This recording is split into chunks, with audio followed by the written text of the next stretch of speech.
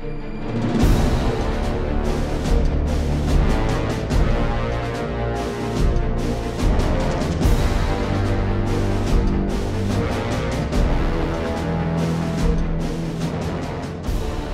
right, 5-star general here. And Harlequin here. We are moving on to game 5 of this best of 7 right now. And tell us a little bit about this map, General, if you wouldn't mind. So this is small white walls. As you can see, it's heavily based on the white walls of Calderis 3v3 / free-for-all map. It is actually not quite as small as the title implies. It's actually quite large when you really look at it. Partly because there's so many structures and walls and offhangs and whatever else that the map is just kind of built around. It's kind of a common issue for a lot of custom maps.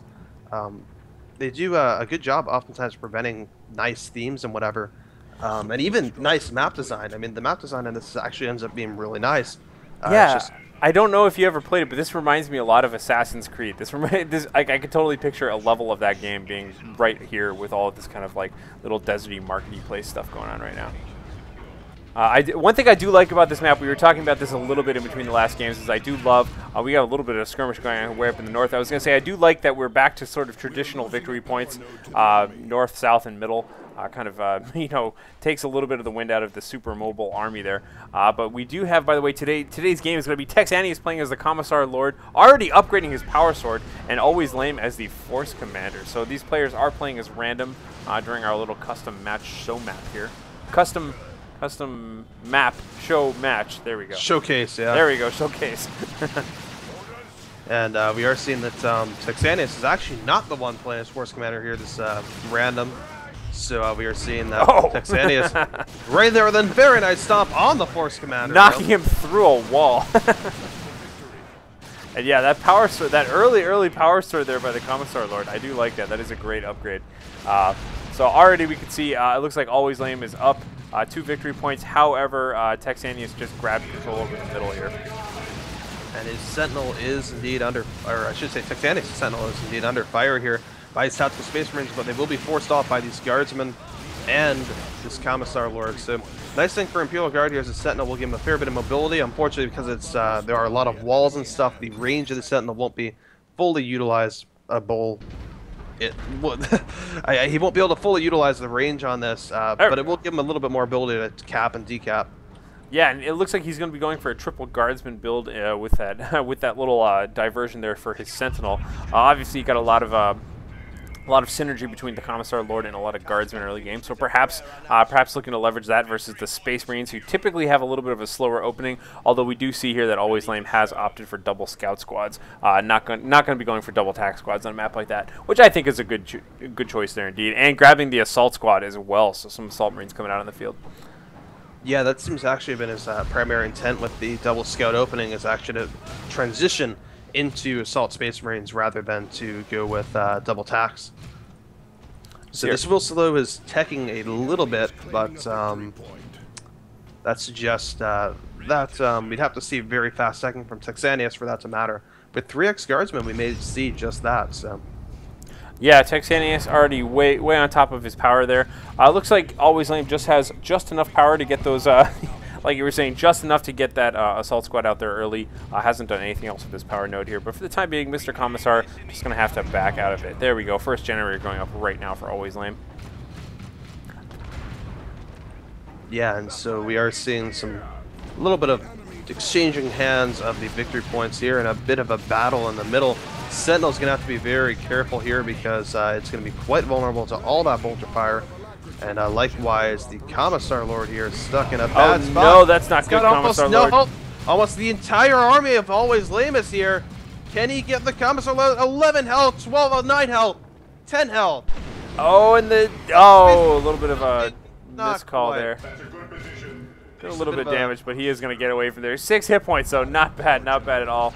Our Sentinel now moving in to do some damage here, but Sentinel's going to start looking pretty exposed here. He's going to wander away from that for the time being here. But the Force Commander grabbing control of the central victory point and the southern victory point going to Texaneous' Guardsman as well. Tex going straight to Tier 2 now that he's got his power up and everything. So it's, again, going to be interesting to see what we're going to see from Tex here in Tier 2. We're seeing he's starting to go ahead and upgrade Sergeants on the 2 Guardsman squads that do not have them.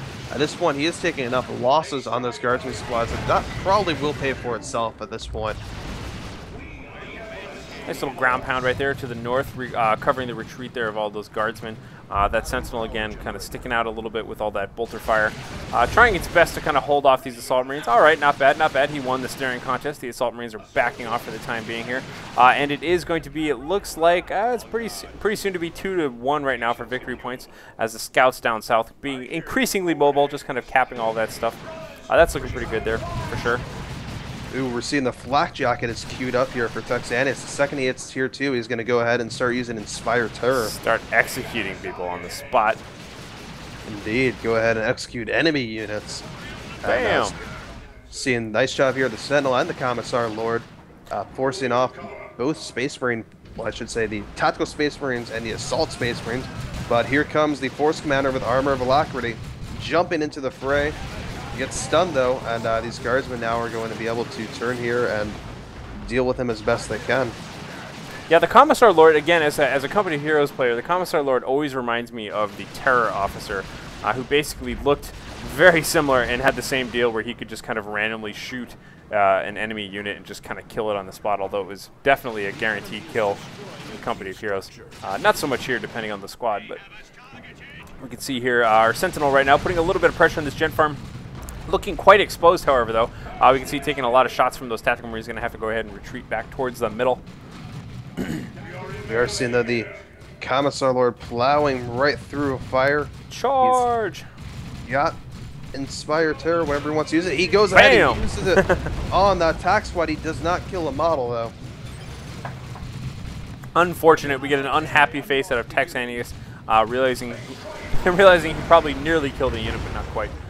I'm sure he was trying to focus, trying to execute the one that he hit with a little bit of melee there at the beginning. But kind of a massive retreat from the north right now for Texaneous. And here comes that Chimera. That's exactly what I was hoping to see out there. That'll help him with a little bit of mobility and field resupplies, having triple guardsmen out there. Yeah, that is going to be his greatest asset. They're triple guardsmen. It's going to be interesting again to see what he follows that up with, as that will not give him quite the firepower that he would like otherwise. One thing I'd kind of, I'd kind of be curious to see if Texaneous would be more multi-laser turret play, maybe at least in the center, just to kind of hold on to some of these key points here. It seems like that's a great spot. You could set up a turret to cover both the north-south and the left-hand side entrances there. But, meh. Yeah, he would have to weigh turrets against teching, though, so in this case he has opted for teching, and he's going to have to put that tech to good use in order to justify that decision.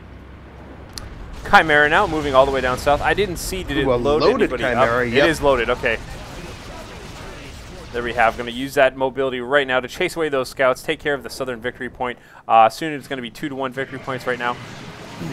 And it looks like Texaneous, by the way, is just kind of keeping neck and neck with Alwayzlame for the time being. Nice little battle going on up here in the north. You can see the guards have been taking a bit of a beating from these assault squads and from the tactical marines. Going to have to retreat for the time being. Once again, this Sentinel just coming in there with the ground pound to kind of cover that retreat.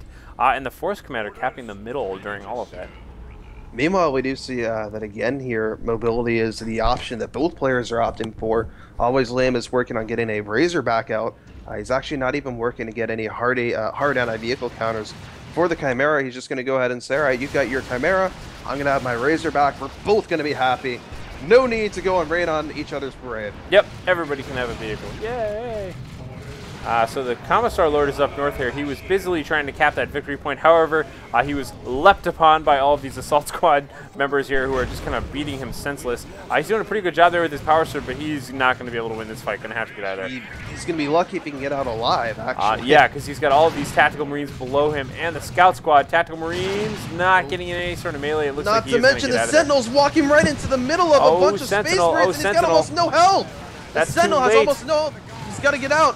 And he does, luckily, Alwayzlame it looks like Alwayzlame, yeah, Alwayzlame missed that target a little bit there, kind of focusing on other stuff going on during the battle, it looks like. More towards the south, we can see a little bit of Razorback on Chimera, and Texaneous going right for the Ogrins, having seen that. Something the Chimera should indeed win. But side note, though, as far as AB goes, we do see the Power Fist coming out for Alwayzlame, and that will go ahead and allow him some AB here. And now this Chimera actually walking right up to him. Does he recognize that the Power Fist is there? Does he recognize it? Doesn't matter. Doesn't matter, he's so low on hit points. Oh god, and he even dumps out the rest of the guardsmen here just to put a little bit of extra damage. But he's just going to go ahead and cap that victory point there. Power Fist, by the way, we were talking about this a little bit earlier, and this is in the dev chat number 2 as well. The Flesh over Steel got a nice little, well, a sort of a combination buff in that you can now teleport and use Flesh over Steel. So Power Fist, along with Force Commander teleporting, a lot more useful anti-vehicle combat in patch 3.14.